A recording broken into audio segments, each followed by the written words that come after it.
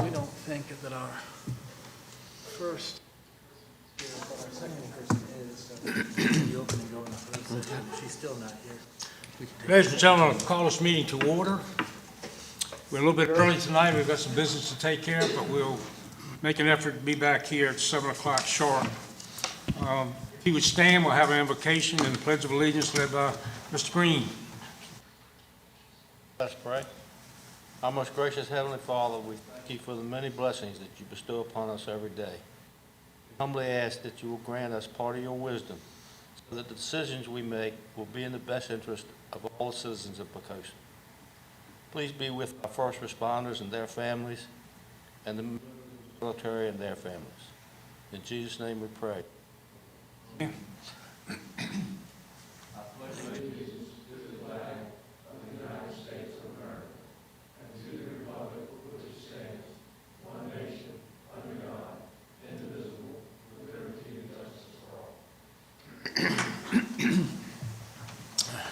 Thank you, buddy. Okay, first item on our agenda will be a closed session, and if someone, Mr. Greene, would you take us there, please? Yes, sir. Mr. Mayor, I move that we convene a closed session pursuant to Section 2.2-3711A1 of the Code of Virginia, 1950, as amended, to discuss a personnel matter, to discuss appointments to Architectural Review Board. Second. All right, we have a motion made and second, we go into closed session. Any comments, concerns? If not, Ms. Kim? Councilman Fye? He's not here. Councilman Southall? Aye. Vice Mayor Freeman? Aye. Councilman Hucks? Aye. Councilman Greene? Aye. And Mayor Hessel? All right. Mr. Mayor, the motion carried by a vote of 5-0. Okay, thank you, Kim. We'll be back.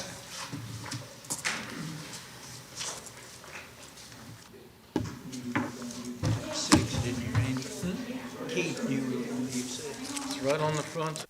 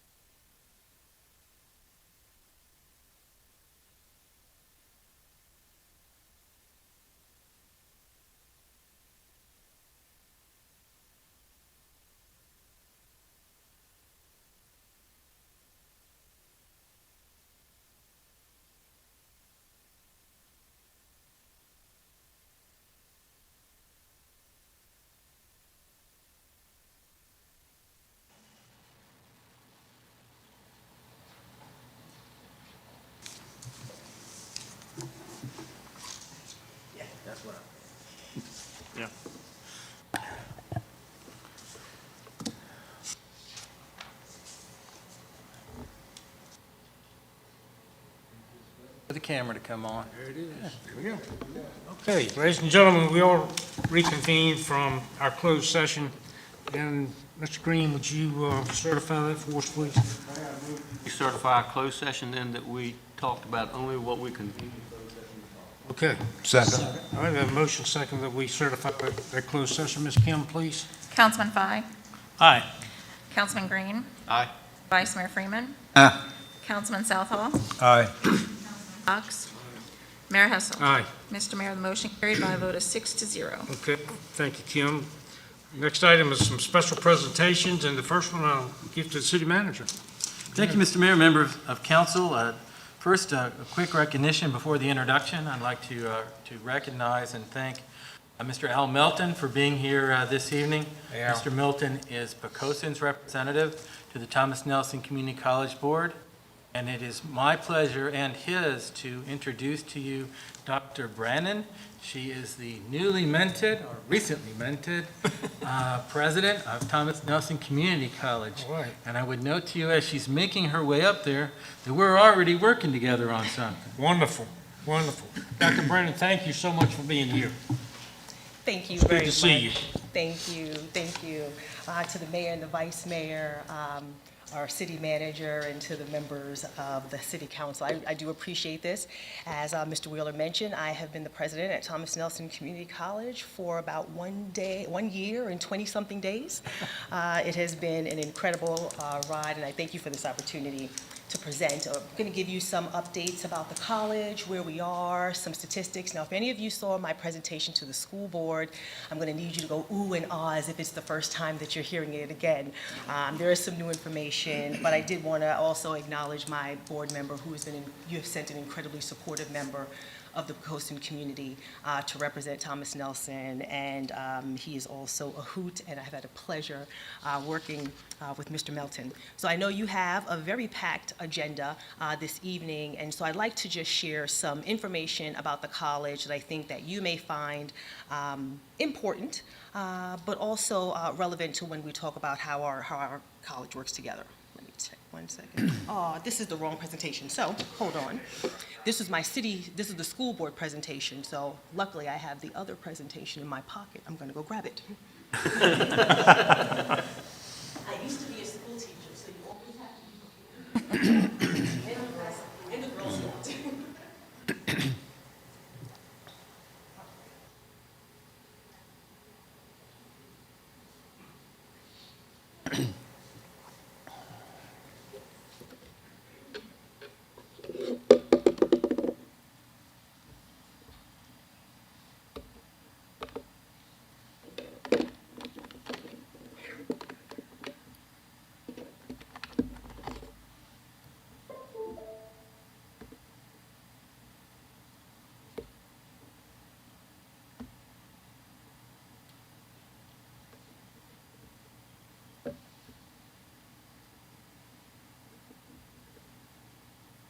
There we are.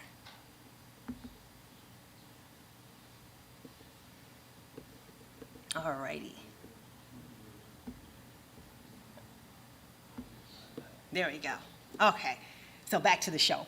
So, as of this year, or as of last year, Thomas Nelson became the 6th largest college in the Virginia Community College system. And so that is actually down. We used to be the 5th largest college in the Virginia Community College system. And so while enrollments are down across the nation and in the VCCS, there's a number of things that we're doing at Thomas Nelson to increase our enrollment. And it's not, when I speak about increasing enrollment, it's really not a college initiative, but we are here to change lives, right? To transform communities and to provide education and training and help move folks and give them social opportunities, social and economic mobility opportunities. So when we're not enrolling students, we're not serving our community properly. And so when I talk about enrollment, we need to enroll more students because our employers need a workforce, right? The healthcare and many other areas need people to be employed. So we have to educate and train them. So that's why that enrollment is a huge deal for me, because our community is relying on them, on us to help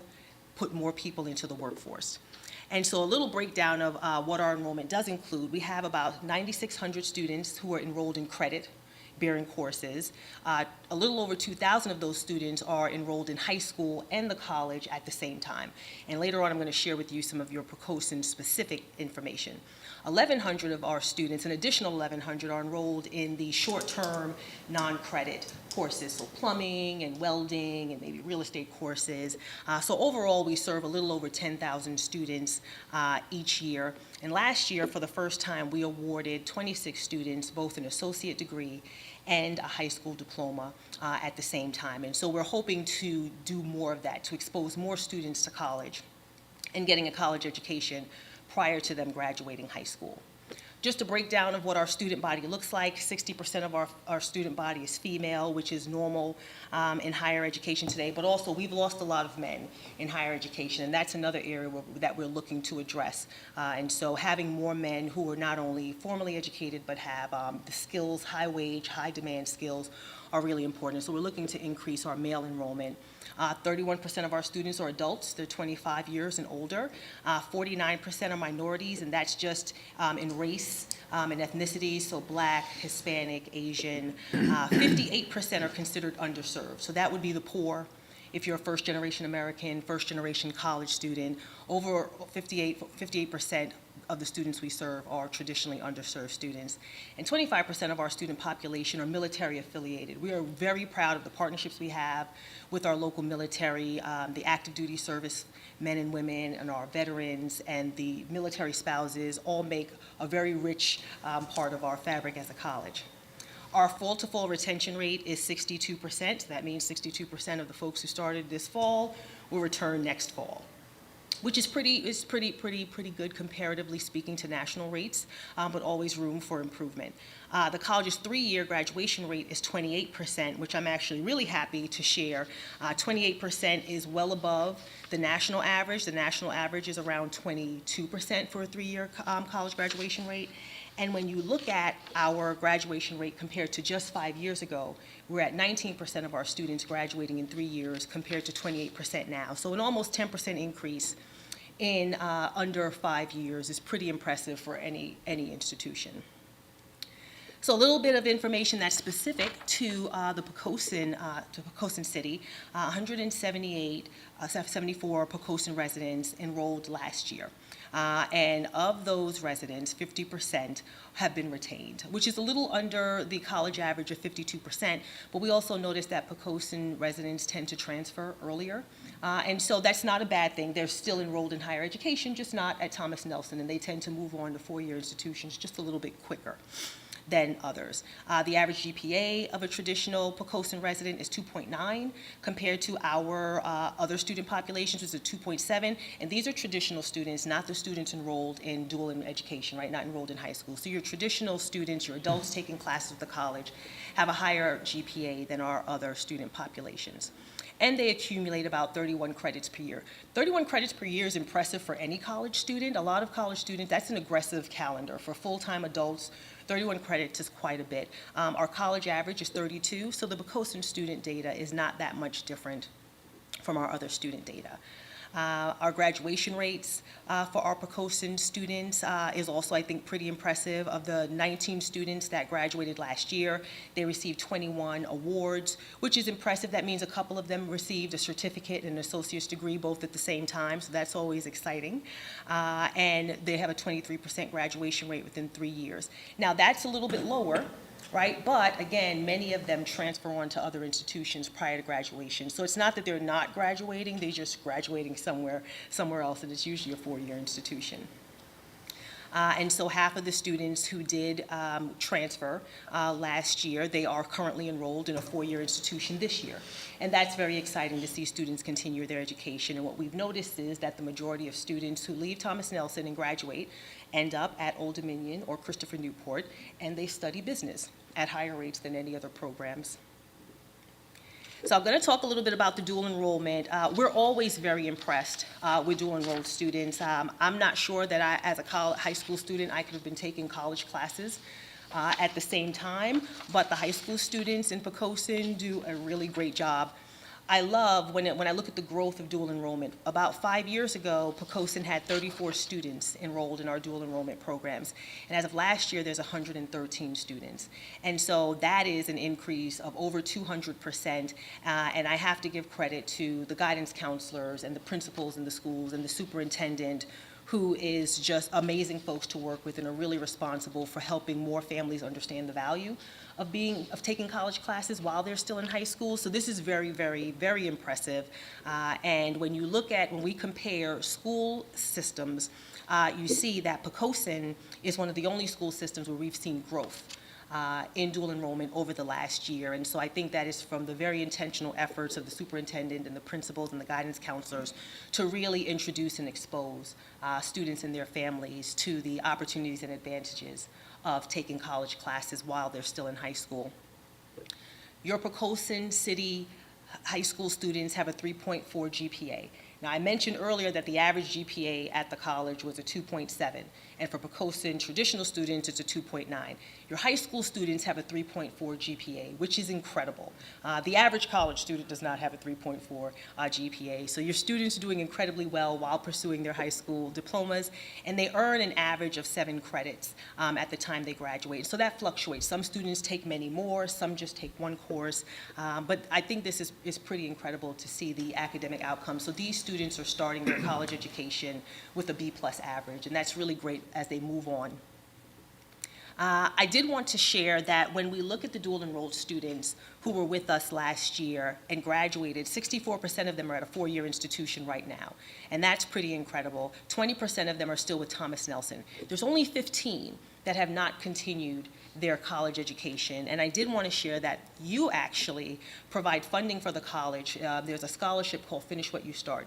And what we do with those funds is we reach out to these students and we say, hey, you started your education at Thomas Nelson Community College. You can finish that education and get your associate's degree at no cost to you based on funding that's provided by the city of Poquoson. And those students who wish to return are able to return at no cost to them and their families and finish at least their associate's degree at Thomas Nelson. And so each year we reach out and we ask those students to return. We reached out to the 15 who did not finish their college education, and 2 of them said yes.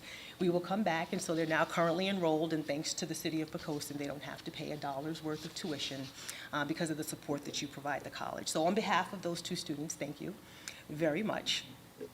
So I mentioned the Finish What You Start scholarship. There's also a number of other scholarships that identify being a resident of Poquoson to be eligible for the scholarship. And in the last 5 years, we've awarded $20,000 to 22 students. And it could be an academic scholarship, a need scholarship, but any student who has the desire to continue their education and maybe they don't have the funding to continue their education, we're able to award scholarships to those students, and there are 22 students who won scholarships specifically because they're residents of Poquoson. So on behalf of those students, I also thank you very, very much. So I'd like to talk a little bit about the funding that you provide with the college. Actually, before I talk about the funding, I'd like to talk about partnerships. Mr. Wheeler mentioned partnerships, and we are working diligently to be re-engaged with our community and to identify what are some of the needs of our community. And so Mr. Wheeler has been looking to get a public speaking training initiative going on with our workforce development unit. And so prior to me coming here, someone said, you know, Mr. Wheeler's been trying to get that program up and running for like over a year. And I said, when I see Mr. Wheeler tonight, I need to be able to tell him that Thomas Nelson is going to have that initiative up and running this spring. And so I met him outside and I said, I spoke to the right people and we will have that training initiative in place for you this spring. But I share that because there are a number of opportunities that the college is poised to be able to accept, and we want to be able to provide our community with the training and the education that they need. So I share that because we are ready to be of service, and so I want you to know if there's a training need that you have, we have the ability to customize training, whether it's for small groups or larger groups.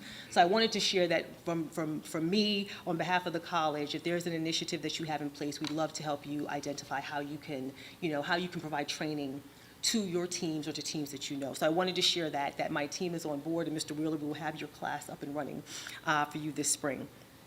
So I'll talk a little bit about the funding. There are a number of ways that the city of Poquoson funds Thomas Nelson Community College.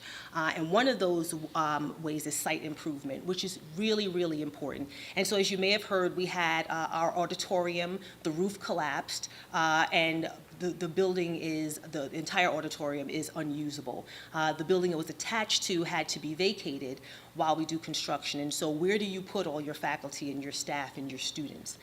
And then how do you rebuild? Our insurance allows us to rebuild the building the way it looked 20 years ago. And we said, thinking about today's technology and what COVID-19 has made possible when it comes to video conferencing and audiovisual tools, we want to build something better. And so because of some of the funding that you provide, we're able to relocate our faculty, our staff, and especially our students to have classroom spaces. We're able to retrofit some spaces. There's a new building that we're leasing, and it's just a big, wide open building, almost like a warehouse, and we're going to be retrofitting it so that we can actually educate our students there, and so that our teachers and our students have a place to work and to study. We're also going to be able to rebuild the Mary T. Christian Auditorium. I don't know what the new name will be, but we're going to be able to rebuild it and modernize it, and a lot of that is because of the funds that you have dedicated to the college. So we're able to dedicate some of those funds to making the spaces better than they were before. We have a center in the historic Triangle area, which is dedicated to skilled trades training, and $1,500 of the dollars that you provide goes to making sure that those spaces, those classrooms, are also updated with the current technology and tools that we need to train our citizens for high demand and high wage jobs. And then I mentioned the Finish What You Started scholarship, which is $10,500 at this point that we use to make sure that anyone who was a former dual enrolled student can finish their education at zero cost to their families. And so again, I want to welcome other opportunities for us to work together to think about other ways that the college can help bring modern and urgently needed critical training and education to the city of Poquoson. And I believe that is all I have. Any questions, Dr. Brandon? I'd like to say that, you know that I'm a fan of Thomas Nelson. I worked there for almost 5 years. Great opportunity. One story I do share with some people is my son went off to school, went to Georgia Tech, not Virginia, Georgia Tech. And during the summer, he came back and enrolled in a differential equations class at Thomas Nelson. And while he was there, he networked and got himself a job at Colonial Williamsburg. And so not only did I get a son that got a very inexpensive course out of the way, he got a job, and he stayed out of trouble for the whole summer. So I appreciated Thomas Nelson. Absolutely, absolutely. That may be our new tagline, we keep kids out of trouble. Absolutely. Any other questions of Dr. Brandon? That was a very informative presentation. Thank you so much for being here, and thank you for what you do for all your kids. Absolutely, thank you all. Appreciate it so much. Thank you for having me. You're welcome.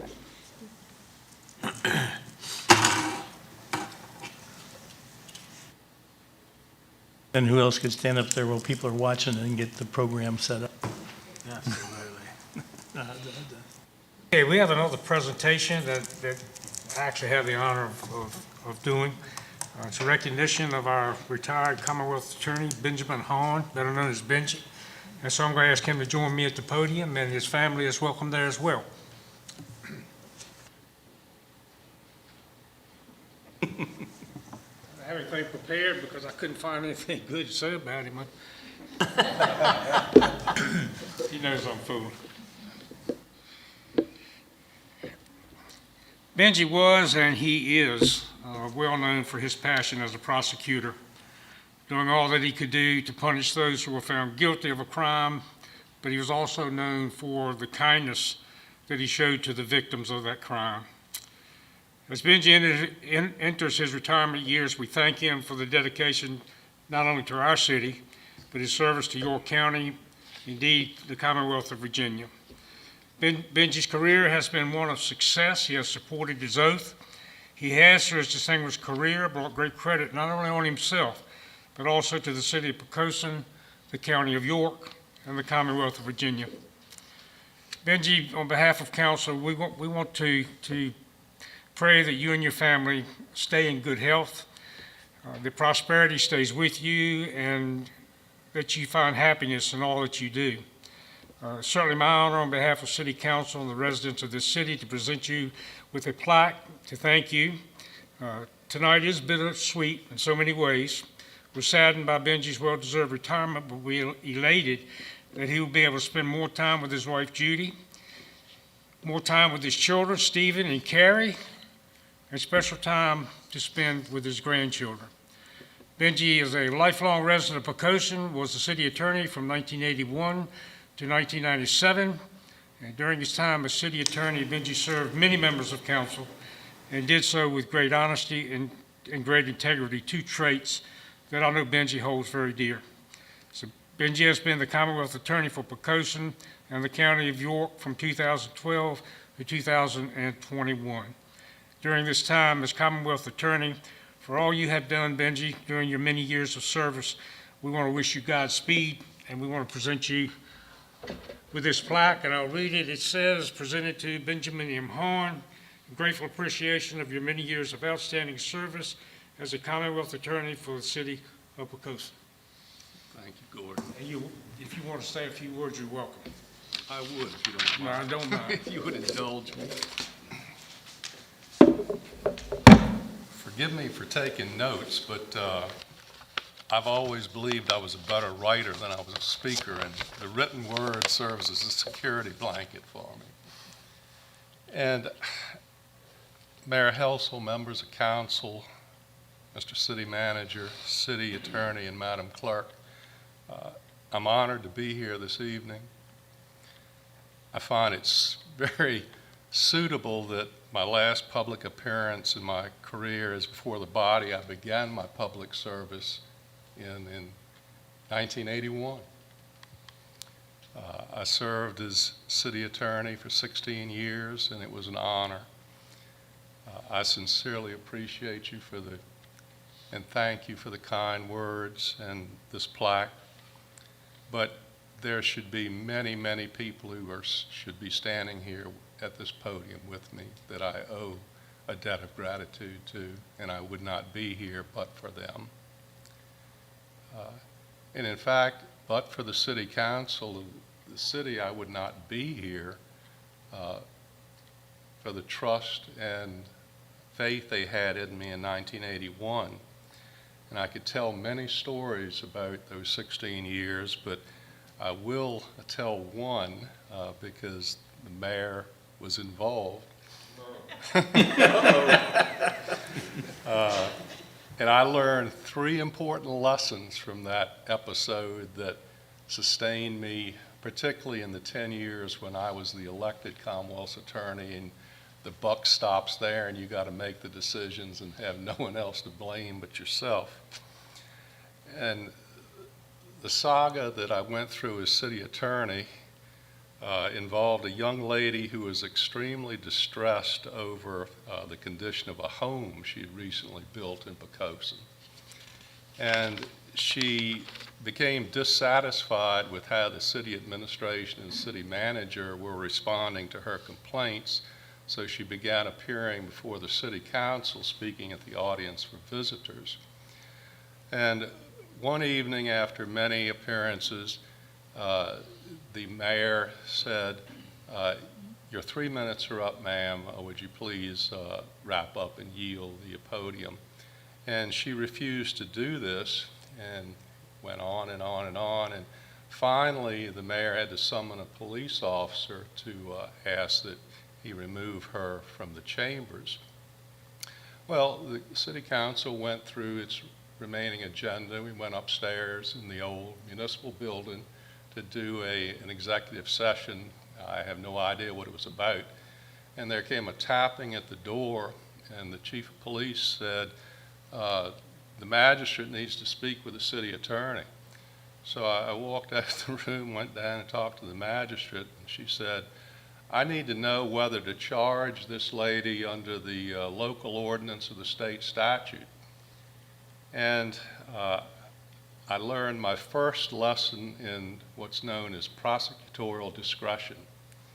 Although I had absolutely no authority as a city attorney who just does civil matters, as Wayne well knows, I told the magistrate, in no uncertain terms that I didn't think a criminal charge was appropriate under the circumstances, and ordered the police officer to release her from custody. I thought I'd done the right thing. Went home, and no sooner than I got home, the phone was ringing, and I answered it, and it was a Daily Press reporter who was incensed. I mean, you could almost, I could hear the steam coming out of his ears, that the city council had the audacity to violate this woman's constitutional right to freedom of speech. And being young and naive, and I didn't think the council had done a single thing wrong, particularly since we had let her go and hadn't charged her when we could have. And I said, well, I think that, feel very strongly that no one has a constitutional right to act like a spoiled child in a public meeting. Well, that ended up front page quote in the Daily Press the next morning. And I, along with Gordon and the other members of the city council, got named as a defendant in a $6 million federal lawsuit. So, learned prosecutorial discretion. I learned also be circumspect in dealing with the press. And we went to federal court and sat through it, and Judge Dumar at the end of it struck the plaintiff's evidence and dismissed the case. And we went home to live another day. But I also learned that my third important lesson that I treasured throughout my 10 years as a Commonwealth attorney: no good deed goes unpunished. And I'm sure y'all are familiar with that, sitting in the seats you occupy. And I wouldn't be here but for my family, loving support and encouragement. But the main reason I'm here is because I was blessed with dedicated and experienced, trustworthy attorneys and support staff during the past 10 years. And it's that group of people who should be standing here with me that y'all should be praising and recognizing, because they do a wonderful job, and they're very seldom recognized for what they do. They operate behind the scenes. And words are inadequate for me to express the gratitude I owe to them.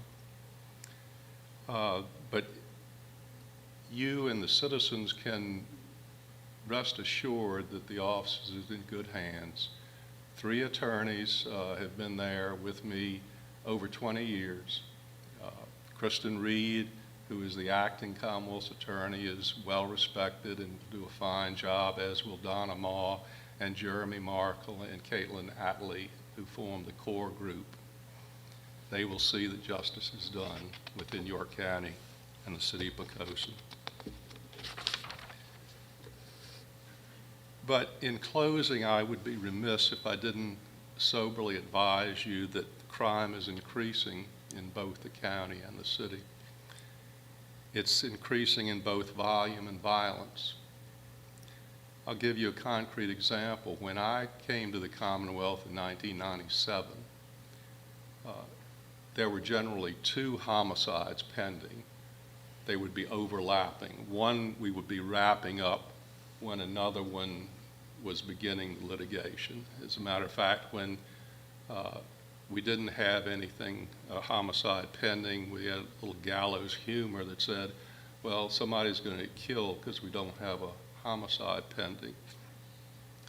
When I left office at the end of the year, we had 8 homicide cases pending, 5 murders. One of the murder cases is a capital case in which the defendant killed 2 people in a simultaneous transaction.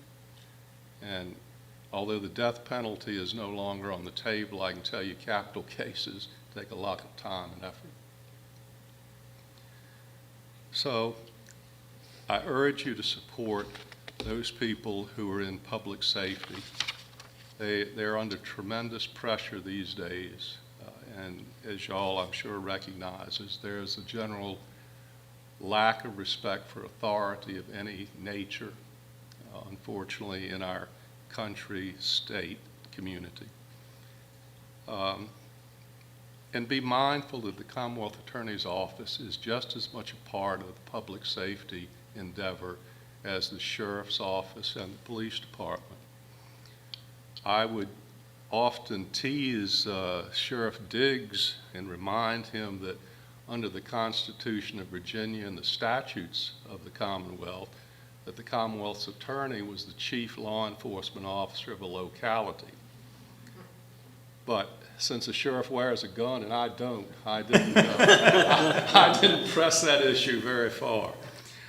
But I want to urge you to remember that the Commonwealth Attorney's Office is crucial to the administration of justice and to public safety, because if you don't have good, competent, experienced people in that office, for all the efforts to apprehend and punish criminals that the chief of police and his folks and the sheriff and his deputies put forward, it just turns into a catch and release program.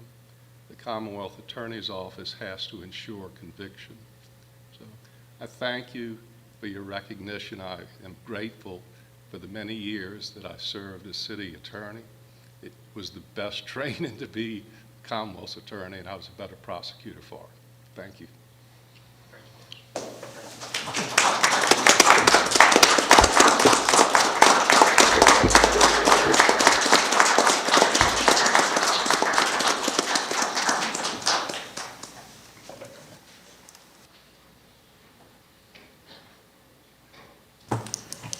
All right. Let's move on to our audience for visitors. If there's anyone in the audience who would like to address the council on any issue, now would be the time to do that. Okay, seeing none, we'll move on to the approval of our minutes. Regular session, December 13th, 2021. Mayor, I move that we approve the minutes of our regular session of December 13th, 2021. Second. All right, motion made second, we adopt those minutes. Any concerns, comments, questions? None? Ms. Kim, please. Councilman Hux. Aye. Councilman Southall. Aye. Vice Mayor Freeman. Aye. Councilman Greene. Councilman Fye. Aye. Mayor Hessel. Aye. Mr. Mayor, the motion carried by a vote of 6-0. Okay, thank you, Ms. Kim, appreciate that. We have one public hearing, which is item H. The public hearing is pre-budget, fiscal year 2023. Randy, want to make some comments before we open up? Yes, sir, Mr. Mayor. By tradition, the city of Poquoson, sorry, my cane's not behaving.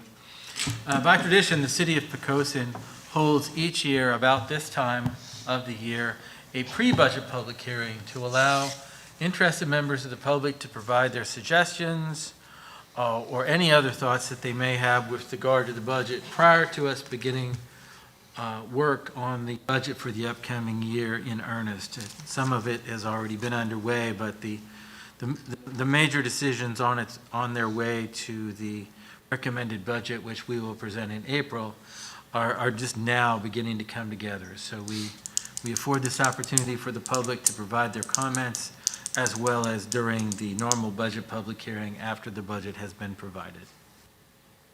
Okay, thank you, Randy. Let's open the public hearing at the end. Is there anyone who would like to address the fiscal year 2023 budget? Okay, seeing none, we'll close the public hearing. Action by council, we'll move on. New business, first item, ordinance for fiscal year 2022 for general fund, coronavirus emergency supplemental funding, police department. Chief?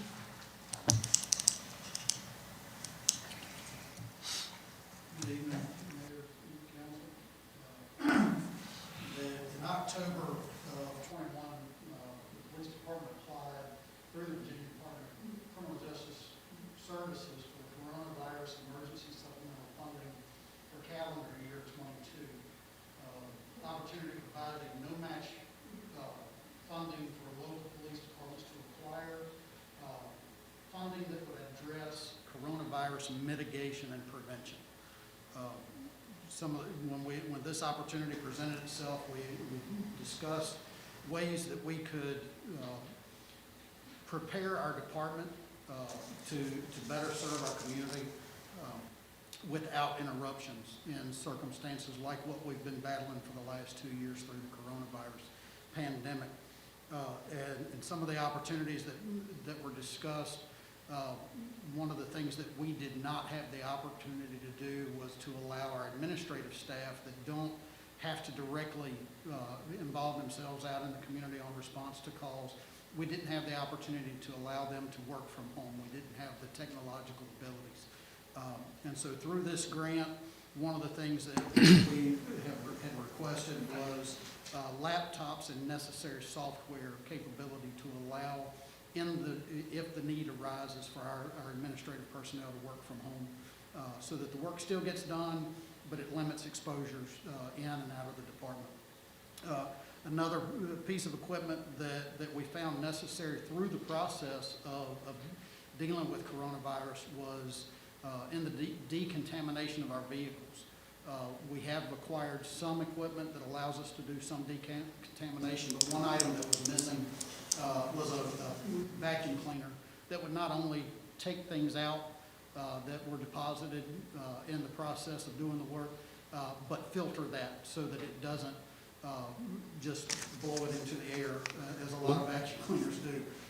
And so what this grant allows us to do is $5,480 that will allow us to acquire these pieces of equipment and technology that will allow us to serve our community uninterrupted and help to mitigate things like the coronavirus.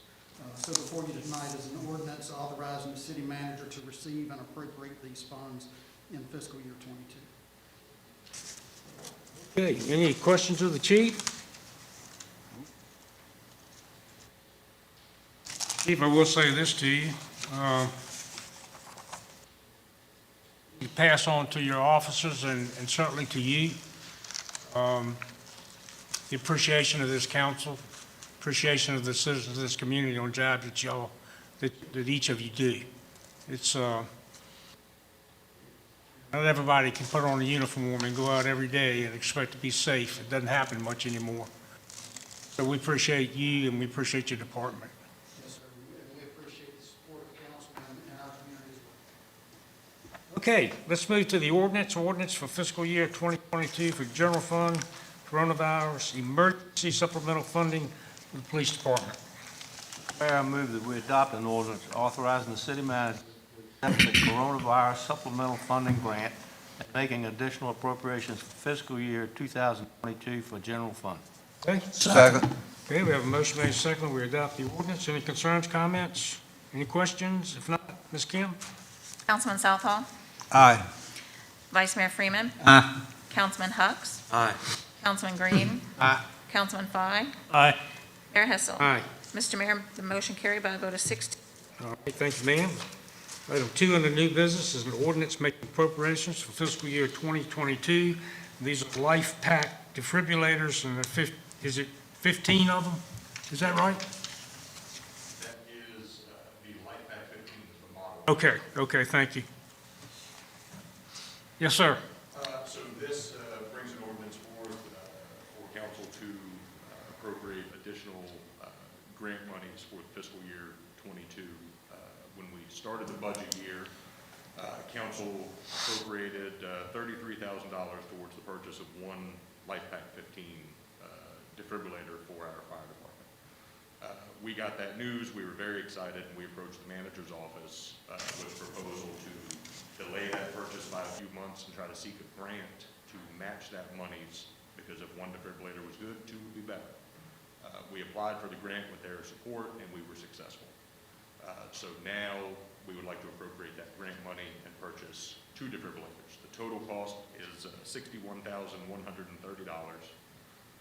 The city has already, through Capital Project Fund, identified our local match of $30,565,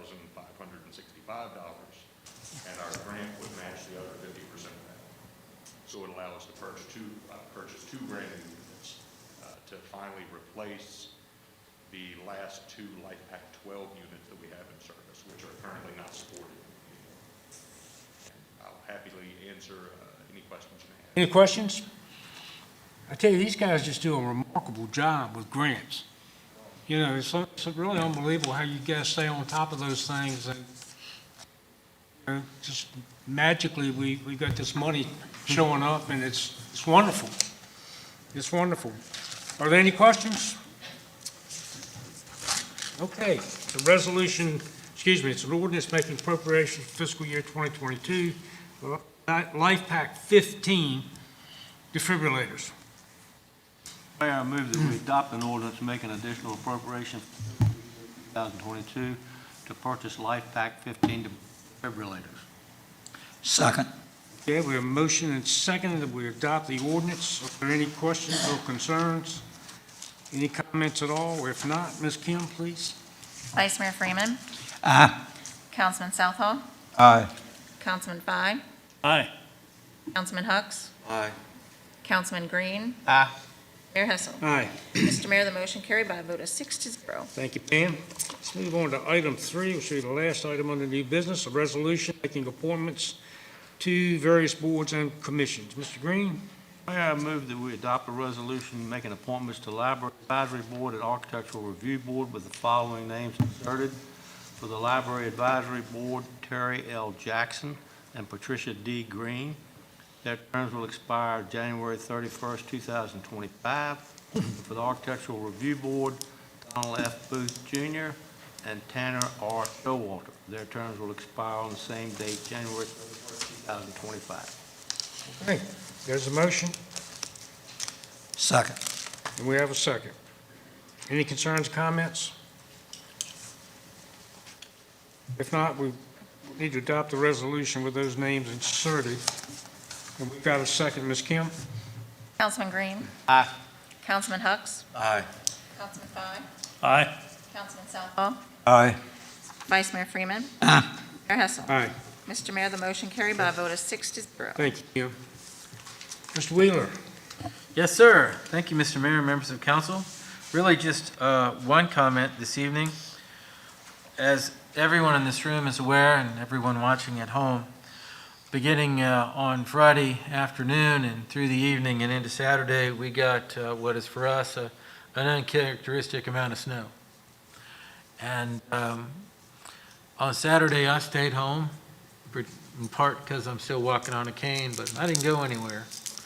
And the reason I mention that is because there are those of us like me on that day that could do that because there's a small but dedicated group of people, our public works people and our police officers and our fire department who are there 24 hours a day. And particularly in a storm, public works comes into that. And I thought they did a fantastic job of maintaining the streets. All the feedback that I have received from anyone has been positive about how quickly and how thoroughly they did their job. And that just makes everything better. And PD and the fire department were as always, up on top of the task as well.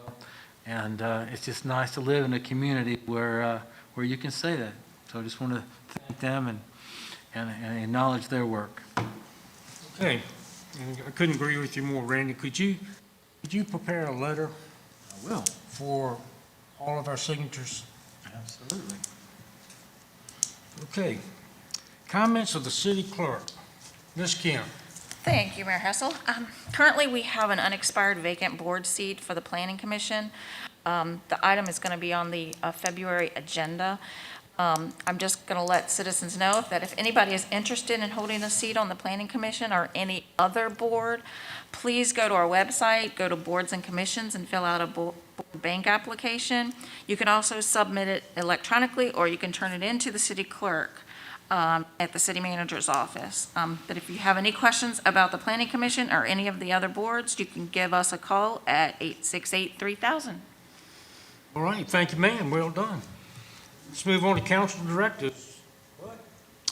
Yeah, I would like to thank the citizens of Poquoson, both here and at home, for paying attention to the city government. I think that's a very important thing. I'd like to congratulate Benji on his retirement and congratulate him also on the award. He surely deserved it. Thank Dr. Brannon for coming here making the presentation of Thomas Nelson Community College. Okay? And again, I'm special comment for our city manager, okay? He's been working hard, okay, and he's had a bum knee for a little while, but he's going through it, and he's probably been working when he shouldn't have been. But we're proud to have him, and he and his staff continue to do a great job for the city of Poquoson. Thank you very much. Absolutely. Thank you. Okay? Well, second Bud's comments about the city staff, and other than that, nothing further. David? Thank you, Mr. Mayor. I have no further comments tonight. Okay, buddy? Mayor, I echo what has been said, but I think we've got the best city staff in all the world, so I really appreciate what they do. Also, to remind everybody that tomorrow is the Food Bank Day, and it will be another mobile food bank, a drive-through from 10 to noon. And the host this time is the Virginia Peninsula Realtors Association, so we appreciate their being there. Cool. Okay. Not this time, sir. Okay. Just a couple of comments from me. I've talked to all of you over the last week or so about the sign ordinance. And so what I'm asking you tonight is we need to send this on to the Planning Commission, let them look at it and send it back to us. And I think everybody was. So that's what we'll do with that one. I talked to you last month, or last meeting rather, I should say, regarding the concurrent receipts issue for veterans. And I think the fact that everybody here signed the letter at least generated a phone call on Friday. Some thought that the wording was a little harsh, but evidently the harshness got their attention. Now, that doesn't mean they're going to do anything about it. So we'll wait and see what they do. But thank y'all for signing that letter and standing together to get that in Senator Kane's hand, actually to our whole delegation. But I might also add, I haven't heard a word from the other three. So maybe they will call us, but thank you. Farm Fresh was in town last week. Randy, I think you went over, and Yes, sir. Dave Callis, and talked with those folks. I talked with them as well. They are some kind of excited about coming to Poquoson, and we're some kind of excited about having them. So their plans are as they were. They're moving forward. It's amazing to me that they want to be active in our community. They want to support football, baseball, our kids' games. They want to support all of those things. And that's before they ever even got here. So it's, I think it's a good fit. I think we're all going to have a much better city with regard to grocery stores, and I just think it's a great thing for the city. Okay, anything else? All right, I have a motion to adjourn. So move, Mr. Mayor. Second. All right, motion made, second to adjourn. Ms. Kim? Councilman Fine, Aye. Councilman Southall, Aye. Vice Mayor Freeman, Aye. Hucks, Aye. Councilman Greene, Aye. Mayor Hessel. There's a second. Aye. Mr. Mayor, the motion carried by a vote of 6-0. We are adjourned.